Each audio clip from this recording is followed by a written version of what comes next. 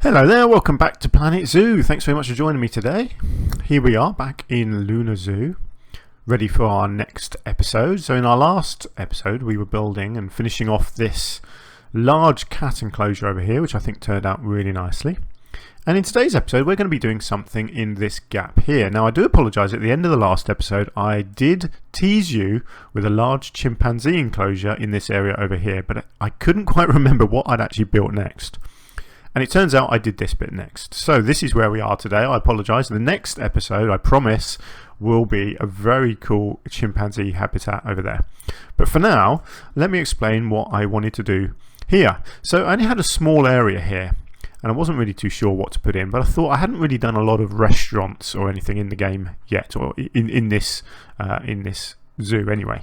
I think I've got a couple in. I've put a couple of shops in here, and I think one more in this bit here, but not a lot really. So I thought it was a good opportunity to put some in, but I wanted to try and build something a bit different. But obviously I also wanted an animal involved, so that's what I've done. So my idea was I'd have this central building here with the restaurants in it. So as you can see, I've already built this and I've put the pathways in. And I wanted to have a seating area, maybe over here, and have some sort of an animal, sort of like a farmyard animal, some sort of petting zoo type animal here, where people could come in, sit down, and actually have the animals walking all around them, was the idea. So not a large habitat by any means, but just something to fill in this gap here, basically. But I also wanted the building here to be something a little bit different and unusual as well. At the moment, as you can see, it's just a basic structure, but I do something with it which I've not tried before, and I think it turns out looking pretty cool. Now obviously we've also got the zookeeper hut here, which I sort of incorporate into this whole design in the end. But yeah, so this was my idea. Really simple brickwork. I like the shape of doing it with these round walls and then having these pieces sticking out. And essentially how I build these things is I just keep plonking down pieces until I think it looks good. So originally I think I actually added in more of these archways sort of out the side here, connecting it in, but then it looked too over the top and it looked too square. I wanted to keep this sort of round motif with the bits almost like spokes on a wheel kind of just sticking out the side. So yeah, that was my thinking behind it. I believe I do also end up linking up the pathway here so that people didn't have to walk all the way around there to get in. I think that does happen. So yeah, let's crack on into the next save point and see what I do next, and you'll get to see what crazy idea I had for the roof. So my idea for the roof was this. I wanted it to be a glass dome, but almost like a greenhouse up here. So I put the soil in. So the idea is that they can grow things up here to sell in their produce down in the shops. That was kind of what I thought. So yeah, that's what I came up with. And as you can see, I have actually filled in a bit more of the space around here with some more archways, but because of the way I've done the roof, I like I said in the last bit, I liked the idea of these spokes, and so I just moved the design of the spokes up to the glass roof, so you've got these extra tunnel bits coming out the sides, and then the bottom obviously is just widened out, so you've got these extra archways, bits of wall as well, just to create a nice edge to the pathways here,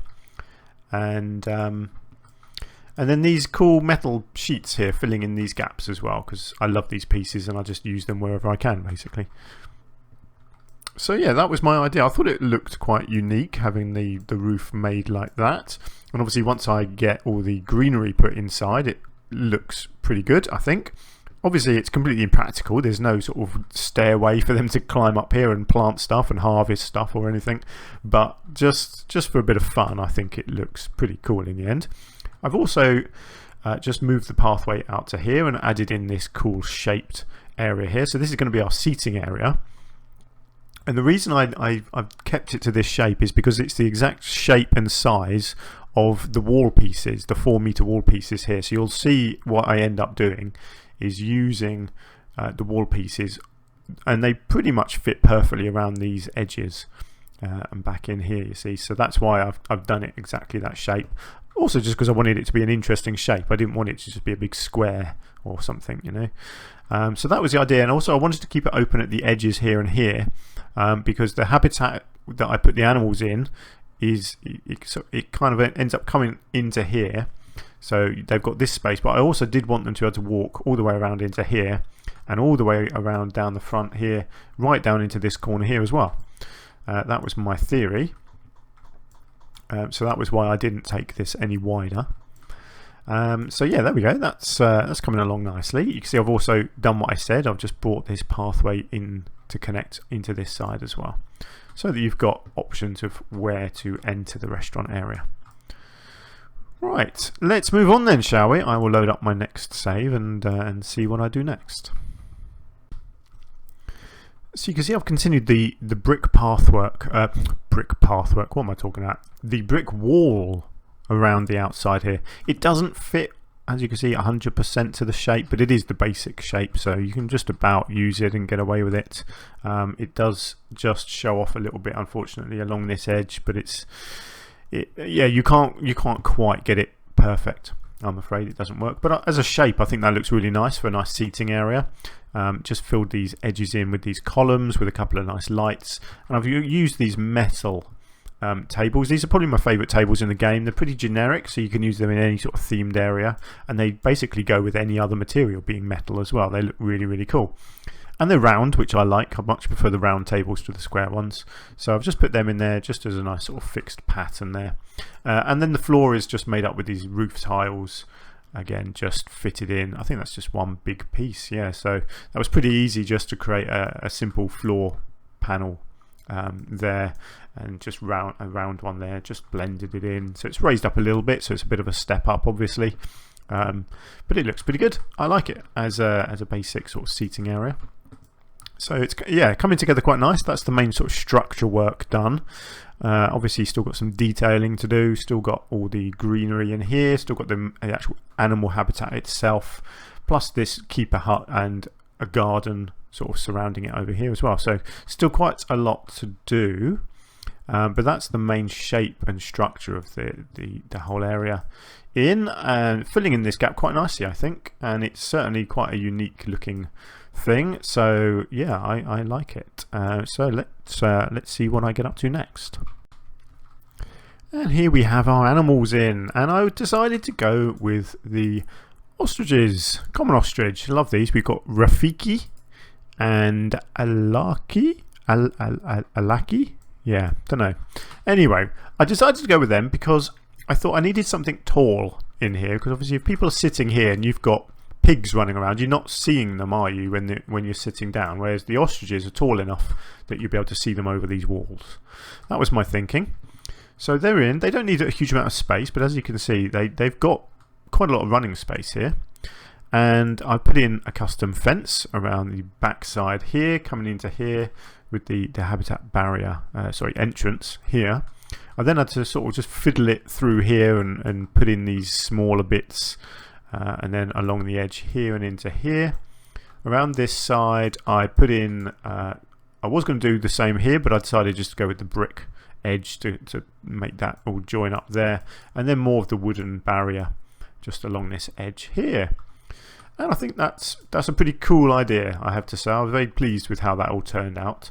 The idea that you've got the animals just walking around and they can come right up to you all the way around the edge here, and you can put your hand out and get it bitten off, because frankly ostriches are evil and you certainly wouldn't actually get this close in real life. But this is a game, again, like I always say, you just play to the rules of the game, and as long as it looks good, that's what matters. So yeah, it's not realistic, because ostriches are known for being quite vicious.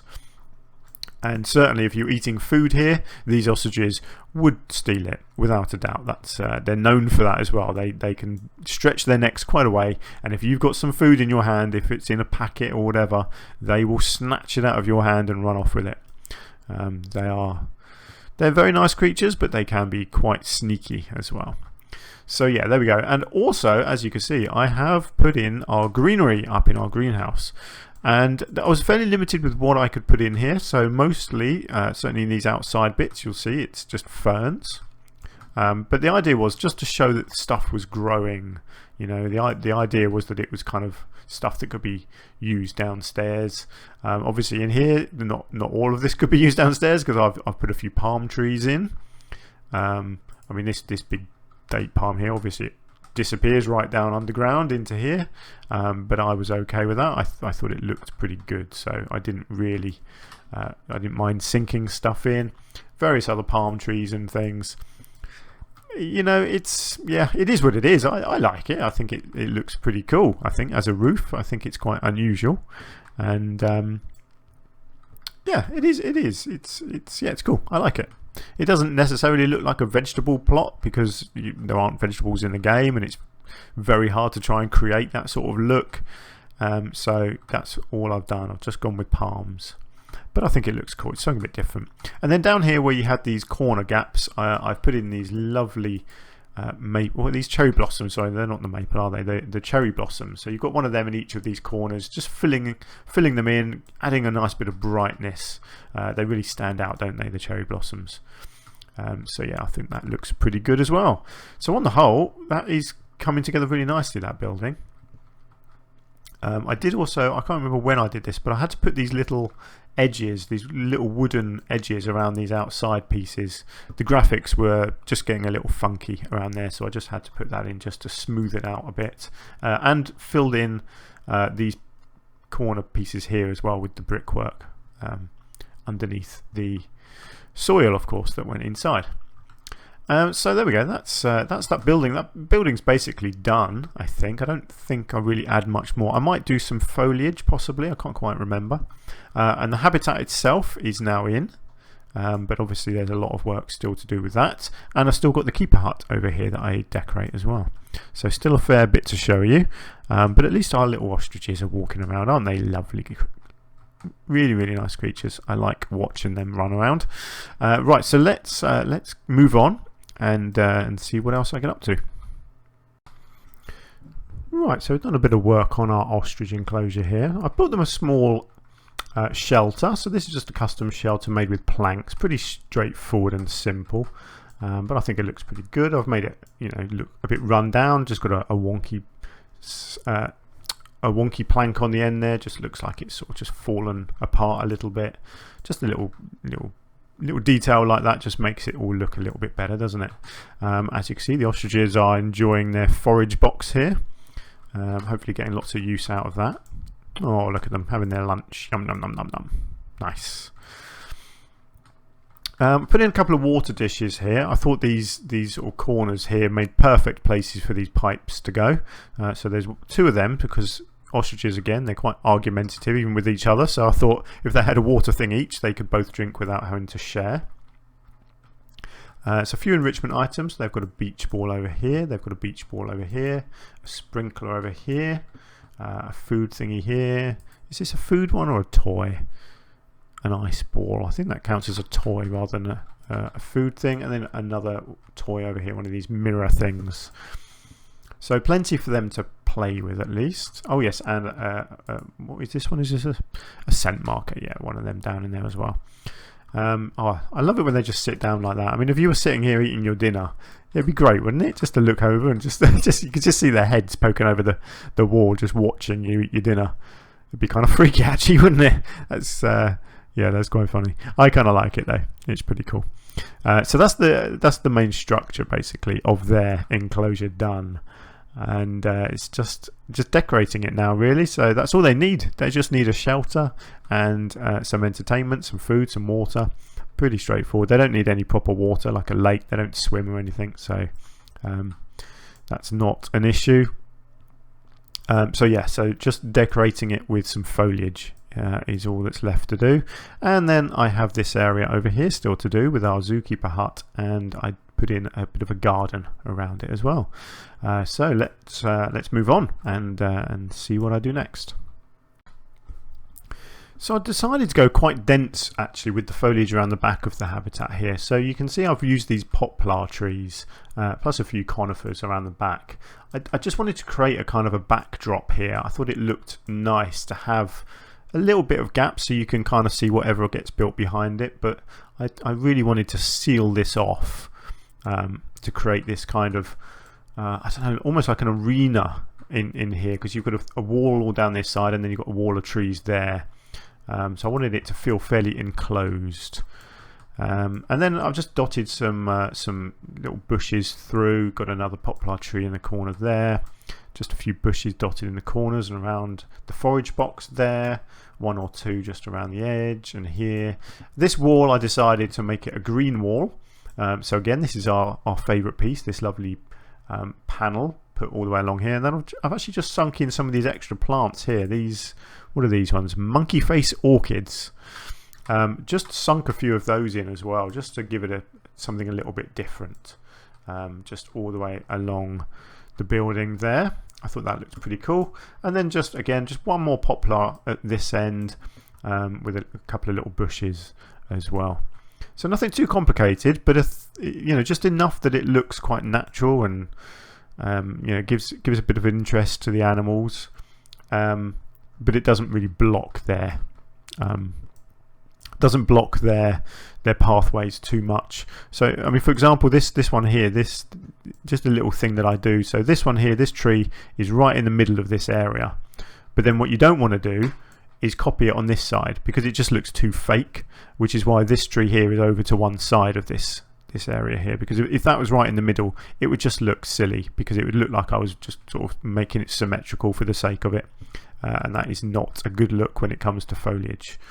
So just a little hint there for you for when you try and do something similar. And then again here with this foliage at the back, just vary it up as much as you can. Get the colours in, but again, don't make it symmetrical. Symmetry is your enemy when it comes to foliage. You do not want stuff, unless you're doing something that's particularly formal, where it's clearly been planted. If you're trying to make something look natural like this, you just vary up the shapes, vary up the heights, and vary up the colours as well. Just dot the odd extra bit of colour in there as well.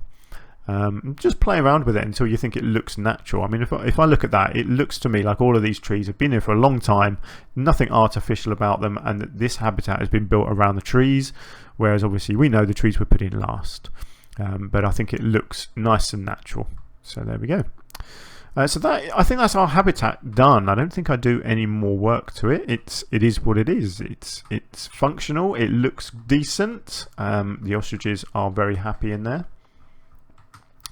Oh yes, I did just put in a couple of little flowers around the edge of this area here. Again, just to give it a little bit of colour. I think probably in real life the ostriches would probably eat the flowers, but there we go. That's I had a few gaps to fill in, so that's what I did. Just wanted to brighten it up a little bit just in there. So all that's left to do now is this area over here with our keeper hut. So let's move on to that now, shall we? So this is what I came up with for our keeper hut over here. I went with the brickwork again. I wanted to continue the theme, kind of link it in with the restaurant building here. And then I went with a different sort of roof. I think this is metal clad roof, yeah. Something a bit different. I like to mix up the materials a little bit. So I went with that. So the actual design of it is pretty straightforward. I went with the double arch because it's just a different shape that I've not really done before. And then I used one of my favourite pieces, this lovely trellis that I created. So I put it in here, angled it obviously in line with the building, so it goes at an odd angle over the roadway here, or the pathway, but I kind of like that. I don't mind that it does that. Not everything has to be perfectly sort of symmetrical and shaped. All it meant was that I had to just move the corner beams off of the corner on both sides here and here, so that it wasn't in the middle of the pathway, but that's cool. I think it looks pretty good like that. This pillar over here I decided to try something a bit new with, because I wanted something growing on it, so I put this what is this stuff, the arrowwood bush I put on the top here, and then down the side here I put bramble bushes, and just filled this whole pillar here with bramble bushes, and then I've sunk these other flowers into it. Can't quite remember which ones these are, and I can't click on any to find out. Typical. Oh, there we go. What was that? Alpine Facilius. Okay. So yeah, so I sunk a load of that in, and I did a few on the top as well. I don't know. I think it looks alright. It just makes it look like an odd sort of flower, doesn't it? Yeah, something a bit different. I just wanted to try something new, and I think that looks okay. I don't dislike that. The garden here, I went with the hedge edging all the way around here, just linking it into the building here, and then around this back side here as well.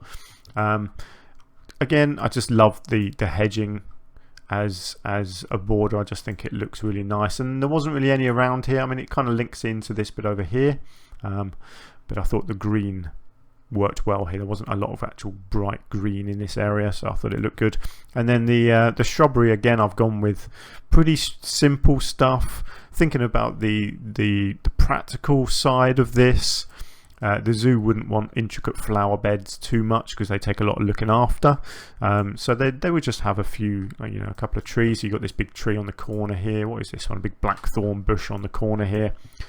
You've got one of these nice river bush willows in the middle here, just adding a bit of different colour, and then just a few shrubs, and I've left the grass purposely long so it looks a little bit overgrown as well, but there's a bit of colour in there, a bit of shape, bit of structure. Nice and straightforward. And then a few of these benches out here just coloured green, just to sort of match in with the hedge work.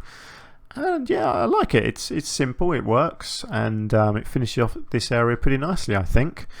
I think this whole thing has turned out very nice, actually, considering that it was quite awkward shapes that I had to fill in here. I think that looks pretty nice. It blends things together. There's a couple of nice structures in there as well, some nice hedge work. Some nice foliage back here. So yeah, I'm very, very happy with the look of all of this.